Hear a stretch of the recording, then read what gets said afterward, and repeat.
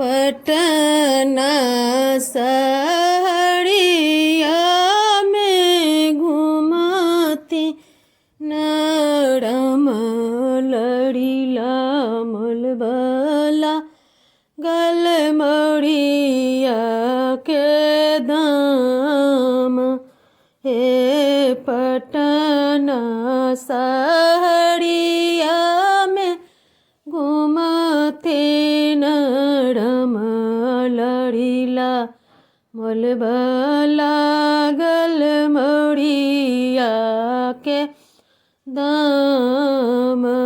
हे घर से बाहर भेली मालिन के बेटिया लड़ीला देखी खसल मूरछा।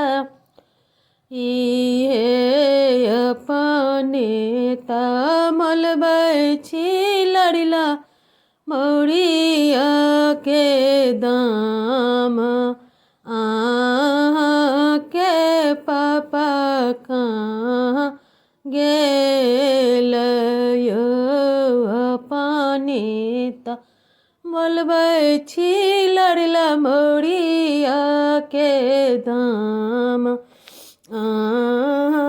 के पापा कहाँ गेल यो दरभंगा सहरिया में घूमती नरम दुल्हा मोलबला गल डलबा के दाम। मायो घर से बाहर भेली डोमिन के बेटिया दुल्हा देखी खसल मूरछा। इयो अपने तमलबै छी दुल्हा डलबा के दाम।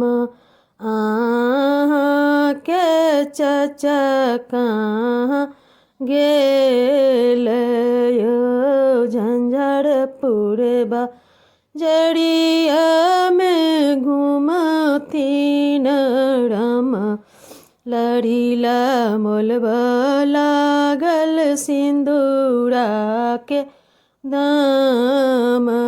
यो घर से बाहर भेली बकेलिया के बेटिया लड़ीला देखी खसल मूरछा। अपने तमलबै छी दुल्हा सिंदूर के दाम।